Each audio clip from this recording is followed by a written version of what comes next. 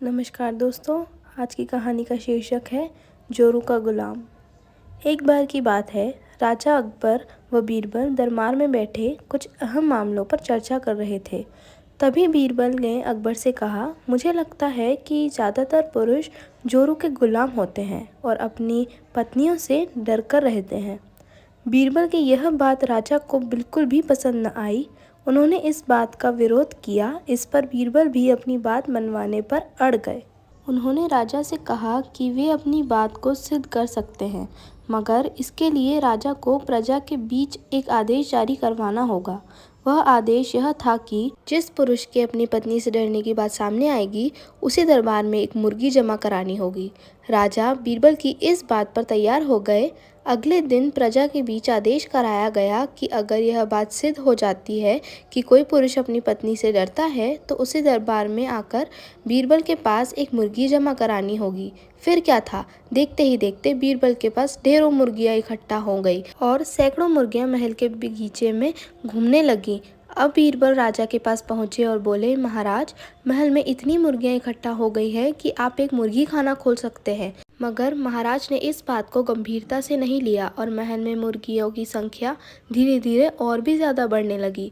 इतनी अधिक मुर्गियां महल में जमा हो जाने के बाद भी जब राजा अकबर बीरबल की बात से सहमत नहीं हुए, तो बीरबल ने अपनी बात सिद्ध करने के लिए एक नया उपाय निकाला।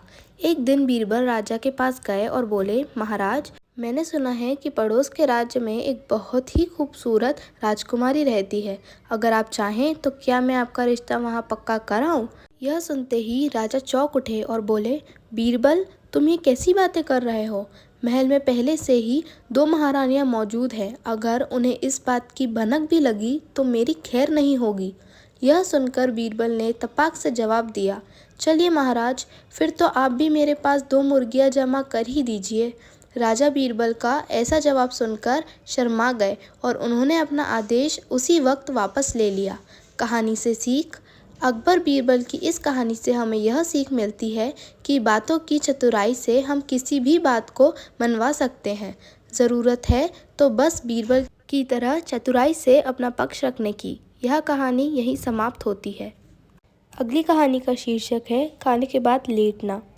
दोपहर का समय था। राजा अकबर अपने दरबार में बैठे कुछ सोच रहे थे। अचानक उन्हें बीरबल की कही हुई एक बात याद आई। उन्हें याद आया कि एक बार बीरबल ने उन्हें एक कहावत सुनाई थी जो कुछ इस प्रकार से थी, खाने के बाद लेटना और मारने के बाद भागना एक सयाने मनुष्य की निशानी होती है। राजा सोचने लगे, अभी दोपहर का समय है, यकीनन बीरबल खाने के बाद सोने की तैयारी में होगा। चलो आज उसकी बात को गलत साबित किया जाए। यह सुनकर उन्होंने एक सेवक को आदेश दिया कि इसी वक्त बीरबल को दरबार में उपस्थित होने का आदेश दिया जाए। बीरबल अभी खाना खाकर बैठे ही थे कि सेवक राजा का आदेश लेकर बीरबल के पास पहुंचा। बीरबल आदेश के पीछे छिपे राजा की मंशा भली भांति समझ गए। उन्होंने सेवक से कहा, तुम थोड़ी देर रुको, मैं कपड़े बदलकर तुम्हारे साथ ही चलता हूँ। अंदर जाकर बीरबल ने अपने लिए एक तंग पजामा चुना।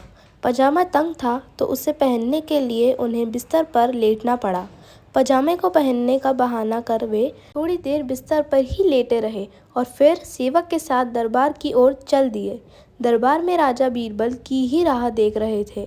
उनके वहां पहुंचते ही राजा ने पूछा, क्यों बीरबल, आज खाने के बाद लेटे थे या नहीं? बीरबल ने जवाब दिया, जी महाराज, जरूर लेटा था। यह सुनकर राजा को बहुत गुस्सा आया। उन्होंने बीरबल से पूछा, इसका मतलब यह कि तुमने मेरे आदेश का असम्मान किया। तुम उसी समय मेरे सामने क्यों उपस्थित नहीं हुए? इसके लिए मैं तुम्हें सजा देता हूँ। बीरबल ने तुरंत जवाब दिया, महाराज, ये सच है कि मैं थोड़ी देर लेटा था, लेकिन मैंने आपके आदेश की अवहेलना नहीं की है। आपको मुझ पर यकीन न हो तो आप सेवक से इस बारे में पूछ सकते हैं। हाँ, ये अलग बात है कि मुझे इस तंग पजामे को पहनने के लिए बिस्तर पर लेटना पड़ा था। बीरबल की इस बात को सुनकर अकबर हंसे बिना रह न सके और उन्होंने बीरबल को दरबार से जाने दिया। कहानी से सीख। इस कहानी से हमें यह सीखने को मिलता है कि परिस्थिति को भांपते हुए हमारे द्वारा उठाया गया एक कदम हमें अनेक मुसीबतों से बचा सकता है। यह कहानी यही समाप्त होती है। अगली कहानी का शीर्षक है जब बीरबल बच्चा बना। एक बार की बात है, बीरबल को दरबार आने में देरी हो गई। राजा अकबर बेसब्री से बीरबल का इंतजार कर रहे थे। जैसे ही बीरबल दरबार में पहुंचे, अकबर ने उनसे देरी का कारण पूछा। बीरबल कहने लगे कि आज जब वह घर से निकल रहे थे तो उनके छोटे छोटे बच्चों ने उन्हें रोक दिया और कहीं न जाने की जिद करने लगे। किसी तरह बच्चों को समझा बुझाकर निकलने में ही देरी हो गई। राजा को बीरबल की इन बातों पर बिल्कुल यकीन नहीं हुआ। उन्होंने सोचा कि बीरबल देर से आने का झूठा बहाना कर रहे हैं। उन्होंने बीरबल को कहा कि बच्चों को मनाना इतना भी कठिन काम नहीं है।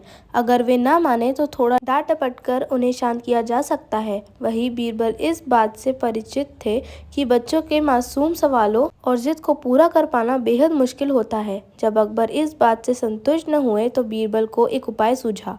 उन्होंने राजा के सामने एक शर्त रखी। उन्होंने कहा कि वह इस बात को सिद्ध कर सकते हैं कि छोटे बच्चों को समझाना बहुत मुश्किल होता है, लेकिन इसके लिए उन्हें एक छोटा बच्चे के जैसे व्यवहार करना होगा। वह राजा को उन्हें समझाना होगा। राजा इस शर्त के लिए तैयार हो गए। अगले ही पल बीरबल एक बच्चे के जैसे चिल्लाने और रोने लगे। राजा ने उन्हें मनाने के लिए उन्हें अपनी गोद में उठा लिया। बीरबल गोद में बैठकर राजा की लंबी मूंछों से खेलने लगे।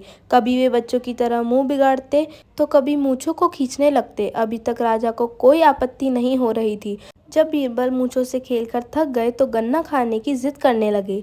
राजा ने बच्चा बने बीरबल के लिए गन्ना लाने का आदेश दिया। जब गन्ना लाया गया तो बीरबल ने नई जिद पकड़ ली कि उन्हें छिला हुआ गन्ना चाहिए। एक सेवक द्वारा गन्ने को छीला गया।